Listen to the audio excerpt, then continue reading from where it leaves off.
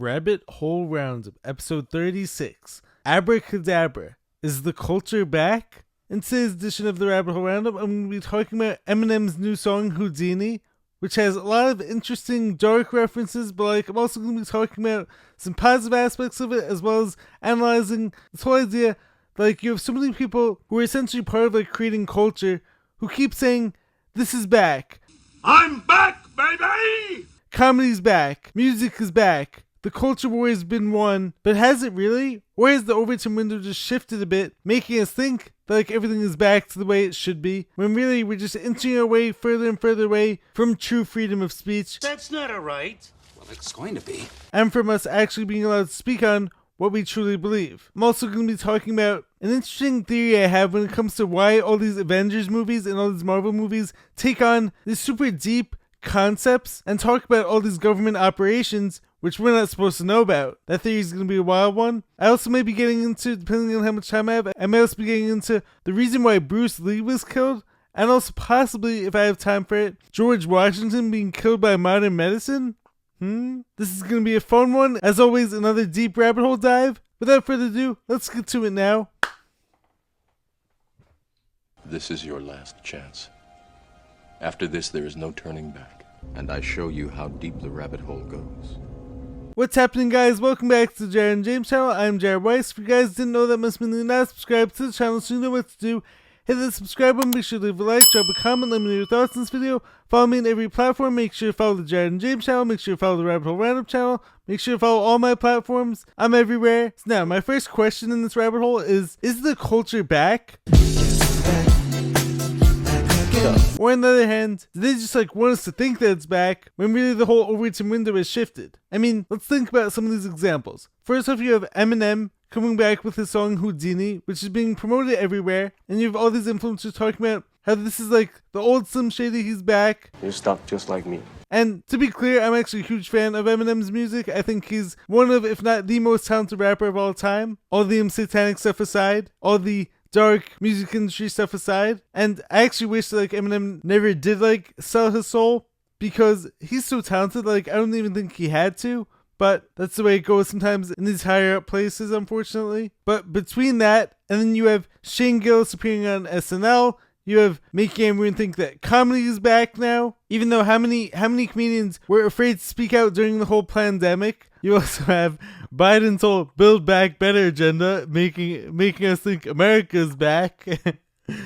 That's obviously a joke. Because there ain't no vista, there ain't no views, and there sure as hell ain't no vista of no views. But now, getting into this new Eminem song, Houdini, I have a question. Is devil worship really considered counterculture anymore? I mean, one of the first lines of the song is, well, look what the stork brung, little baby devil with a forked tongue, and it's sticking out, yeah, like a sore thumb, with a forehead that it grew horns from, still white jerk. And if you guys want to hear something really interesting that I'm going to tie into that song, so throughout the song, Eminem keeps saying abracadabra, and a little known fact is that abracadabra means I will create when I speak, but also another phrase that has very close ties to that word is avada kedavra, which means I will destroy as I speak. And interesting enough, the words come from ancient Aramaic and was said to be used by witches in spell work.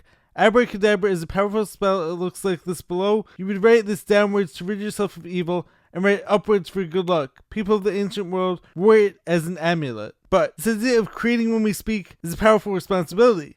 With great power comes great responsibility. If we're going to be using that for good.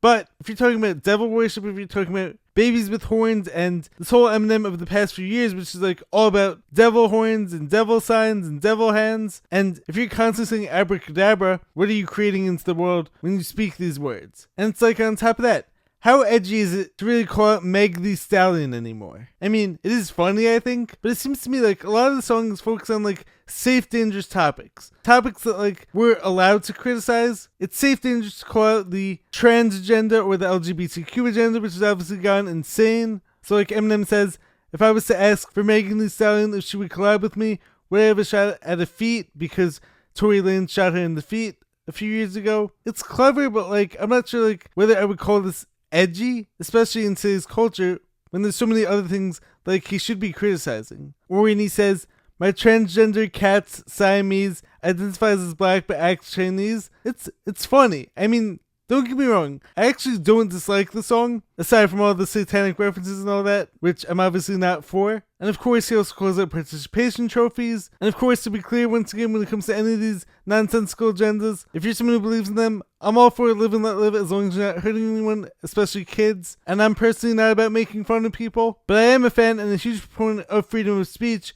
And so, like, when it comes to music, when it comes to comedy, these things are important in maintaining our freedom of speech, because those things are supposed to push the window outward more and allow us to be comfortable in saying what it is that, like, we feel and what it is that we believe. So maybe this is a step in the right direction, but, like, I also believe, like, this idea of devil worship becoming mainstream, as it has in the past few years, is different from, like, when it was edgy and when it actually was considered counterculture maybe 20 to 30 years ago. Don't mess with the devil, buddy! We're number one. We beat anybody. We're the devils! I feel like the actual rebellious thing to do these days will actually be to promote God, to promote high vibrational things, and to be calling out all the evil and to be shining a light on it. But then again, when we realize that, like, the rap industry and this whole idea of gangster rap was started by a bunch of frauds to promote a negative culture and to promote all these low vibrational things like drugs and violence and the whole materialistic worldview. So then I don't know where I see this going, other than just promoting more dark magic. But it's not a bad song, and I am a fan of Eminem's music overall, and also taking this towards another rabbit hole, is this even the real Eminem? I don't know. I've seen some interesting pictures comparing this Eminem to the Eminem of the early 2000s. Could this be a clone or could it be a body double? Because the real Eminem may have died in a drug overdose years ago? Possibly. Is this the same Eminem who's not afraid to say what he's feeling at any given time of day? I don't know. I feel like the old Eminem would have been totally fine calling out all these evil politicians, calling out all the crazy agendas being put out, and calling out how far they've all gone. As one of my favorite songs by Eminem, Renegade, with him and Jay-Z, he says, "See, I'm a poet to some, a regular modern-day Shakespeare. Jesus Christ, the king of these latter-day saints here, shadow the picture in which of as they paint me as a monger of hate, sin, this scatterbrained atheist. But that ain't the case. See, it's a matter of taste. We as the people decide if shit is as bad as they say he is, or you see the latter, a gateway to escape, meet a scapegoat who they can be mad at today. See, it's as easy as cake, simple as whistling Dixie, while I'm waving the pistol at 60 Christians against me, go to war with the Mormons, take a bath with the Catholics, and holy water, no wonder they tried to hold me under longer." So that was, like, one of the most clever verses of all time, I think, showing off his intelligence and his rap ability. But I'm just not sure, like, where you see this all going, especially because just a few years ago, Eminem was making songs talking about God, and he was making a song with Kanye on DJ Khaled's album. Now, of course, I'm not talking about any of these people as role models or as spiritual warriors, but, like, I just think that the whole idea of the culture being back shouldn't be based on the Overton window shifting and allowing for less criticism of politicians. I mean, this guy has basically stumped for the whole liberal agenda in the past few years. And this guy has also called out Trump for saying mean things. I'm not someone who's saying that Trump is perfect either. When this guy used to be fearless, and this guy used to say whatever was on his mind. You used to not give a about discretion. I seen you pull somebody's jawbone off. I synced it. So I'm not sure what to make of it all.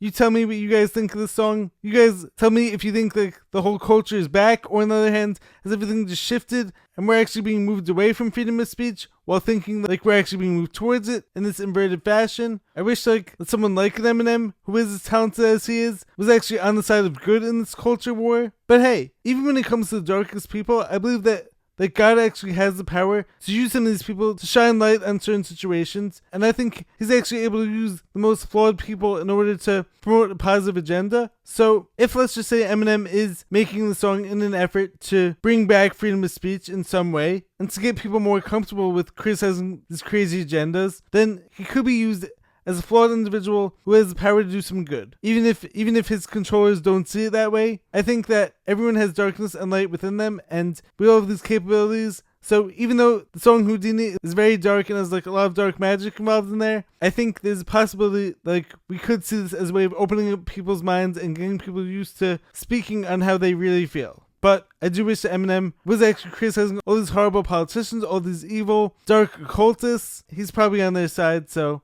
I can't expect too much from him, but Slim Shady, one of the best musicians of all time, gotta give him credit where credit is due. Now, the next topic I want to bring up is there a sinister reason why the Avengers movies include topics such as Project Looking Glass, which was about training certain individuals to see into the future and and to look into other dimensions, which is basically what Doctor Strange does. Went forward in time to view alternate futures. And see possible outcomes and see if it's possible to change them, or furthermore, as the new Captain America movie that's going to be coming out soon is going to be called Brave New World, which, if any of you guys are familiar with Aldous Huxley's famous book Brave New World, which is about a dystopian society, you also have the MK Ultra agenda being spoken about in Captain America 2. It was Operation Paperclip after World War II. SHIELD recruited German scientists with strategic value. Hydra was founded on the belief that humanity could not be trusted with its own freedom. Which, as many of us know, brainwashing, drugging people, which actually happened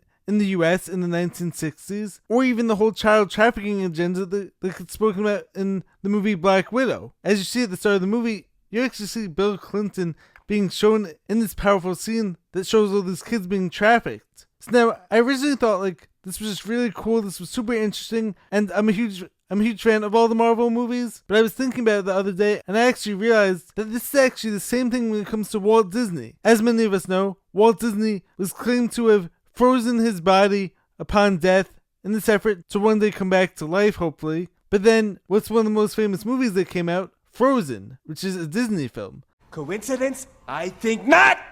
So like now, whenever someone searches up Frozen, they're not going to find anything related to Walt Disney freezing his body. They're going to find this kid's movie Frozen. Or it could also be the same thing as why they keep recreating old movies, making the 3rd edition or the 4th edition or a remake of that movie. Because they want it to be that you can't pass down information onto the next generation, you can't have this shared values, and they want it to be that, like, when you look up these things, when you look up these topics, whether it be MK Ultra, whether it be the whole child trafficking, whether it be Project Looking Glass, or any of these other dark operations that our government has done, and the CIA has done. They? The government? They don't want you to be able to find the truth. So as I spoke about in the past, so like the whole internet basically got away from them. They didn't realize that like they being the old guard or the controllers, ruling class, parasite class, they didn't realize that like we were actually going to use the internet to spread all this powerful information, to spread all this truth, and to reveal all the occult agendas. So if they can't stop the information from spreading, they may as well muddy it up, confuse people. They have to put out more information on top of the old information in order to hide the truth about some of these agendas, so that this way, when history ends up repeating itself, we won't be able to see it coming. Moving right along, the next topic I want to get into is, was Bruce Lee's death not an accident? According to one of my favorite Instagram accounts, electric_being, Bruce Lee was murdered because he was bringing Eastern spirituality to Western scientism. The reports of dying from cerebral edema is a half-truth. It's how that should be questioned. He was poisoned. To believe the most supreme martial artist would die from a headache tablet is ludicrous. This is ludicrous. Ludicrous. All right, who called for ludicrous? I mean, how crazy is that? Like, so many of us have seen that story and have just believed it without even asking a single question about it. The odds are millions to one, even by the official book. They even went lengths to claim he died from hashish, cannabis, which has never happened today. In reality, it's a soft disclosure that his cannabis was laced. Not only was he raised by the most enlightened monks and martial artists of his generation, he became a master in the 9 most sacred forms of martial arts, creating his own form, Jeet Kune Do. He understood orgone energy is the body's life force that can heal and also be used as a weapon. He began semen retention multiple months at a time, realizing it raised his testosterone and vitality. In combination with this knowledge, his astrological placements, and pushing his physical limits with decades of training, you have the greatest martial artist of a generation. He couldn't be controlled. The triads were trying to get him to sign their exclusive films and he wouldn't budge. They knew he'd take away their power structure in the martial arts film industry and couldn't allow that. This is where Betty Ting and Raymond Chow come in.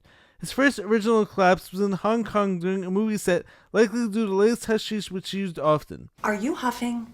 Oh, God. No. Are you high? You're huffing grass? No, I'm not huffing, Mom. I'm not stoned. I'm completely fine. Doctors couldn't find the cause, passing him a clean bill of health. He spent a few months in Hollywood after with no issues and then died at his return to Hong Kong in the hands of the 2 aforementioned. Betty stated she gave Bruce a Quagizic, aspirin and meprobamate, only never to wake up. It wasn't just the pill, but the combination of whatever was laced in his cannabis that was fatal. Bruce intended to awaken people to think for themselves in formlessness. The control of the power elite would be threatened as their form of control is through the war on consciousness. If people realize what we are dealing with, it will become crystal clear that Bruce Lee's death was no accident nor his son. The legend remains immortal. That's some powerful stuff. As Bruce Lee famously said, empty your mind, be formless, be like water.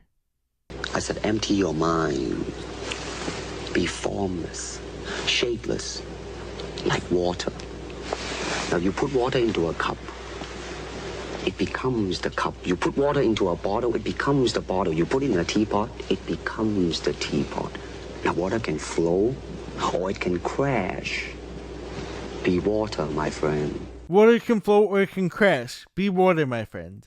Which is a very powerful concept of spirituality, being able to adapt, being able to take on whatever situation life throws at you.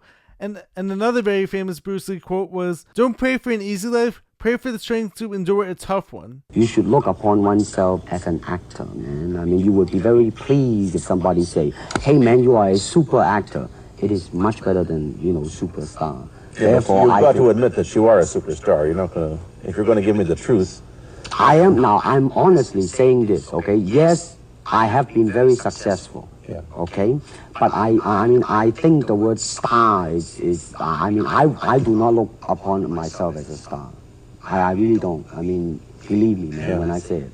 I mean, I'm not saying it because what are you going to do? Let's get back to the question. Okay. Are you going to stay in Hong Kong and be famous? Or are you going to go to the United States and be famous? Or are you going to try and eat your cake and have it too? I am going to... Another very powerful Bruce Lee quote, don't speak negatively about yourself, even as a joke. Your body doesn't know the difference. Words are energy and cast spells. That's why it's called spelling. Change the way you speak about yourself and you can change your life. Where you're not changing, you're also choosing. Very powerful stuff. This guy definitely knew what he was talking about. He was definitely a force for good and he couldn't be controlled. So what happens when you have a powerful man who's trying to defy the Western scientism and who's actually trying to bring spirituality and peace and love, but also trying to inspire other powerful men? Sometimes if you get too powerful and you get too close to the sun, you get offed, unfortunately. And the next video I want to bring up is also from Electric_Being. This guy posts incredible content. One of the biggest secrets about the music industry is many songs are channeled through the spirit realm, through summoning jinn or demons. The words you hear from your favorite musicians are black magic spells. You have artists like A$AP Rocky standing on the pentagram, which is a doorway for spirits that can enter the person standing on it. This is what they do. They engage in rituals, read from demonically inspired books, and then they promote it to you, the listener. Like the 808s, it exists in the lowest chakra, in the root chakra.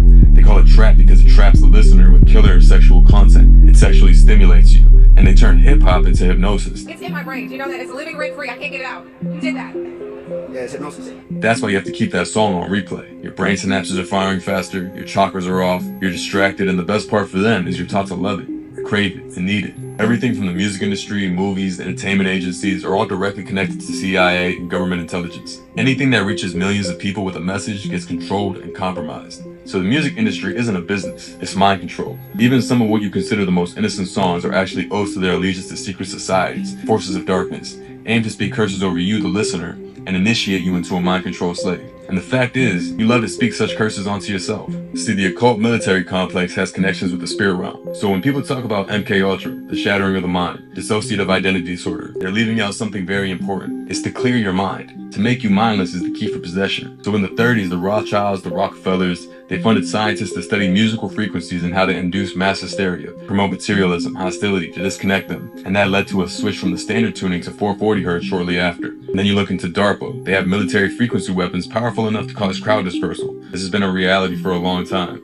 So you have to understand, music has the ability to heal you, or the shit can actually kill you. So a lot of this comes back to what I was saying when it comes to Eminem's song Houdini, which he's just casting black magic spells on people. If your intentions are in the right place, I want to emphasize this. I think it is possible to listen to dark music, but as long as your intentions behind listening to the music are in a good place, I think you can actually shift what that music actually does to you. So for instance, if I listen to a hype rap song, even if it does have some very dark lyrics, but if I use that energy and transform it and transmute it into energy that's going to be used to crush my workout, I think I can actually stay in control over that. Now, of course, you don't want to be listening to that dark music too much, because if that becomes the majority of the sounds you're going to be listening to, it's going to take over you, and then you're going to end up full of junk. You're going to end up acting out like all these harmful agendas. But I do think it's possible to still enjoy music Separate the art from the artist. As long as you're spiritually grounded and as long as you understand the agendas behind that music and behind all these dark things, you'll be able to remain in control and remain powerful over them, as long as you don't overdo them and let them take over your life too much.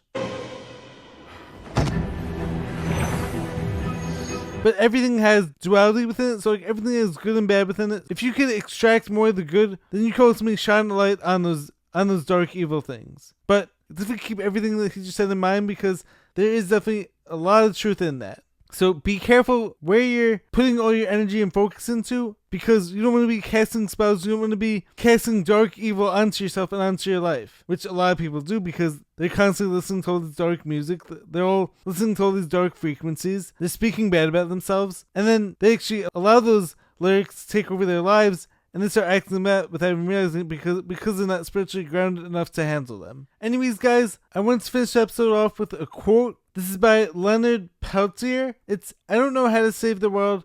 I don't have the answers or the answer. I hold no secret knowledge as to how to fix the mistakes of generations past and present. I only know that without compassion and respect for all of Earth's inhabitants, none of us will survive, nor will we deserve to." So, love others, practice love, practice compassion, spread more peace, love, and positivity. Try to be able to put yourself into other people's shoes, understand where they're coming from. You don't have to agree with everyone, but like, you can respect everyone, and you can be kind to everyone, because the more kindness and the more positive vibrations you put out into the world, the more that resonance gets picked up, and the better a place the world becomes to live in. Anyways, love you guys. Make sure to subscribe to the channel. Be sure to drop a like, leave a comment, let me know your thoughts on this episode. I'll probably be saving the topic of George Washington's death for another episode, so hang with me. Hope you guys are enjoying the content. Also, keep in mind, probably next week, I will probably be taking off next week's episode, most likely, if everything goes well with this massive project like I've been working on. But like, hang tight with me. I love you guys. Make sure to subscribe to the channel. Be sure to drop a like, leave a comment, let me know your thoughts. I will catch you guys in the next one. Peace.